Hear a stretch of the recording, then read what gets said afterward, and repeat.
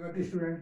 हम लोग chapter number 9 study कर रहे हैं जिसका नाम है the living organism and their surrounding. इस चैप्टर में हमने अभी टेरेस्ट्रियल हैबिटेट के बारे में स्टडी किया है। टेरेस्ट्रियल हैबिटेट के जो टाइप्स होते हैं जैसे कि माउंटेन हैबिटेट, डेजर्ट हैबिटेट और ग्रासलैंड हैबिटेट और फॉरेस्ट हैबिटेट, इन सब के बारे में हमने डिटेल में स्टडी किया है।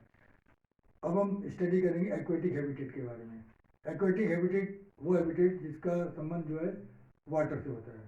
इसका मतलब क्या हुआ, जो एनिमल्स वाटर में रहते हैं तो उनको हम क्या बोलते हैं, एक्वेटिक एनिमल, और उनका हैबिटेट क्या होता है, एक्वेटिक हैबिटेट।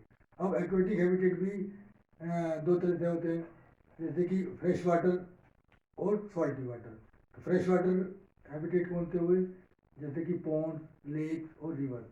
और सॉल्टी वाटर के हैबिटेट कौन से हुए, जैसे सी और ओशन।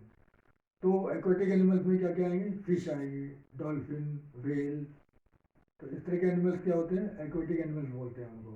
तो अब उनके अंदर क्या स्पेसिफिक फीचर्स होते हैं, क्या उनके अंदर क्वालिटीज़ है, क्या उनकी प्रॉपर्टीज़ है, जिससे कि उन्होंने एक्वेटिक हैबिटेट को अडेप्ट कर लिया है। तो उन स्पेसिफिक फीचर्स के बारे में अब हम स्टडी करेंगे।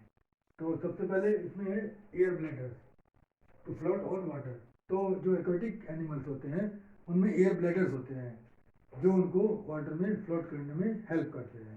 इसके अलावा जो एक्वेटिक हैबिटेट होते हैं, एक्वेटिक हैबिटेट में एनिमल्स होते हैं, एक्वेटिक एनिमल, उनकी स्ट्रीमलाइन बॉडी होती है। स्ट्रीमलाइन बॉडी का मतलब क्या हुआ कि इनकी जो बॉडी होती है वो फ्रंट पार्ट उसका शार्प एंड पॉइंटेड होता है, और जो मिडिल पार्ट होता है वो कैसा होता है, वो थोड़ा फ्लैट होता है, और पीछे का पार्ट, बैक पार्ट भी शार्प एंड पॉइंटेड होता है। जैसे आपने देखा होगा बोट, शिप होता है, बोट होते हैं, बोट की जो शेप होती है वो भी इसी तरह की होती है, शिप की शेप भी इसी तरह की बनाई जाती है, और फिश जो होते हैं उनकी शेप भी इसी तरह की होती है। इसके अलावा जो जैसे बर्ड्स होती है, बर्ड्स फ्लाई करती है एयर में, स्काई में, तो उनकी शेप भी स्ट्रीमलाइन की शेप होती है, स्ट्रीमलाइन बॉडी होती है उनकी। और इसके अलावा जो एरोप्लेन होते हैं उसकी बॉडी भी स्ट्रीमलाइन बॉडी होती है, उसकी बॉडी की शेप भी स्ट्रीमलाइन बनाते हैं। अब स्ट्रीमलाइन बॉडी क्यों बनाई जाती है, क्या इसका यूज है, क्या फंक्शन है। स्ट्रीमलाइन बॉडी बनाने के लिए बनाई इसलिए बनाई जाती है ताकि जैसे जो फिश स्विम करती है, बोट स्विम करती है वाटर में, तो सामने से जो वाटर आता है, वाटर का फ्लो आता है, तो वो क्या करता है, अवरोध उत्पन्न करता है, रेजिस्टेंस यानी फ्रिक्शन करता है।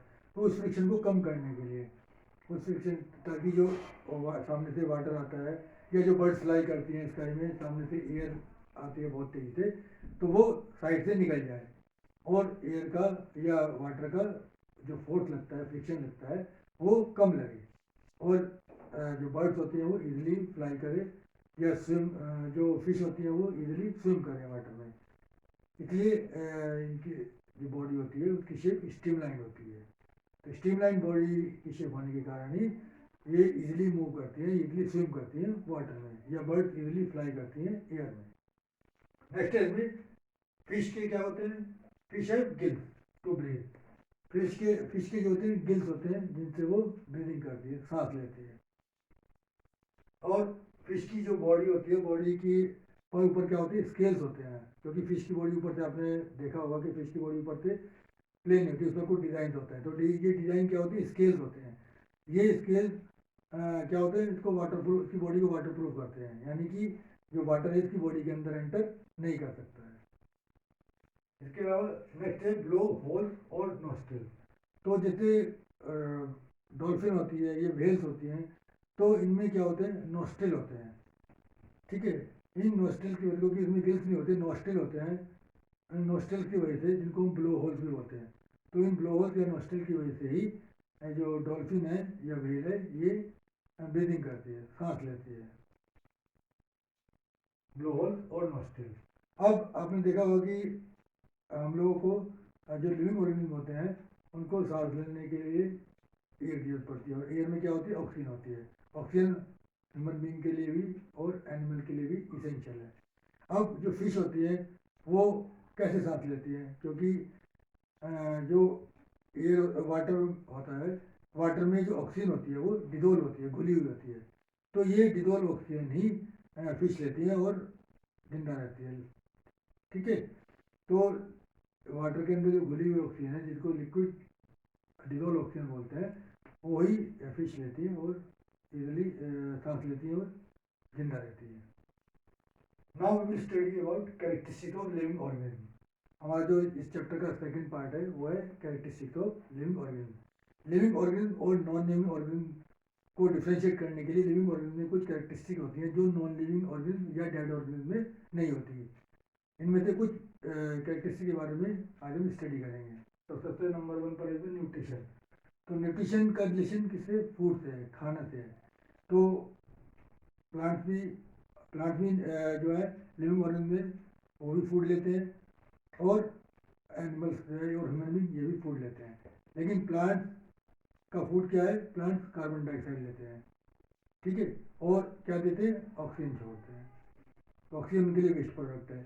लेकिन ह्यूमन बीइंग और एनिमल्स ये क्या करते हैं? ये अपना फूड अपने आप नहीं बनाते हैं, ये अपने फूड के लिए किस पर डिपेंड होते हैं? प्लांट्स पर डिपेंड होते हैं। तो प्लांट्स और एनिमल्स में ये डिफरेंस भी है। लेकिन लिविंग ऑर्गेनिज्म दोनों होते हैं, प्लांट्स भी लिविंग ऑर्गेनिज्म में और एनिमल्स और ह्यूमन बीइंग भी लिविंग ऑर्गेनिज्म में आते हैं। तो न्यूट्रिशन जो है एक इम्पॉर्टेंट कैरेक्टरिस्टिक है लिविंग ऑर्गेनिज्म का। सेकेंड है ग्रोथ।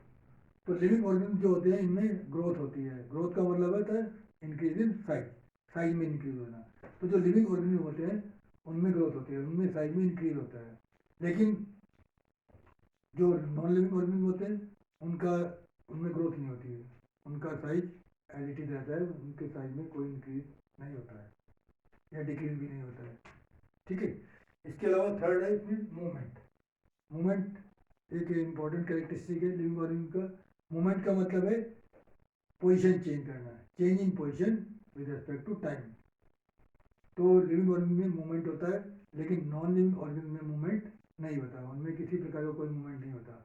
अब लेकिन इसमें एक बात यह है कि ये जो प्लांट्स हैं, तो प्लांट भी क्या है? लिविंग ऑर्गेनिज्म में, लेकिन प्लांट्स में मूवमेंट नहीं होता है क्योंकि प्लांट सॉइल से, प्लांट की रूट जो होती है वो सॉइल से फिक्स होती है। लेकिन एनिमल में और ह्यूमन बीइंग में मूवमेंट होता है। फोर्थ नंबर पर है ब्रीदिंग। तो प्लांट्स ब्रीथ करते हैं और एनिमल भी ब्रीथ करते हैं, दोनों लिविंग ऑर्गेनिज्म में। इसका मतलब लिविंग ऑर्गेनिज्म में ब्रीदिंग होती है, जबकि नॉन लिविंग ऑर्गेनिज्म या डेड ऑर्गेनिज्म में ब्रीदिंग नहीं होती, वो सांस नहीं लेते हैं। तो प्लांट जब ब्रीदिंग करते हैं तो उनमें क्या करते हैं? कार्बन डाइऑक्साइड इनहेल करते हैं और ऑक्सीजन को एक्सहेल करते हैं। लेकिन एनिमल और ह्यूमन बीइंग में इसका अपोजिट होता है। एनिमल और ह्यूमन बीइंग क्या करते हैं? ऑक्सीजन इनहेल करते हैं और कार्बन डाइऑक्साइड एक्सहेल करते हैं।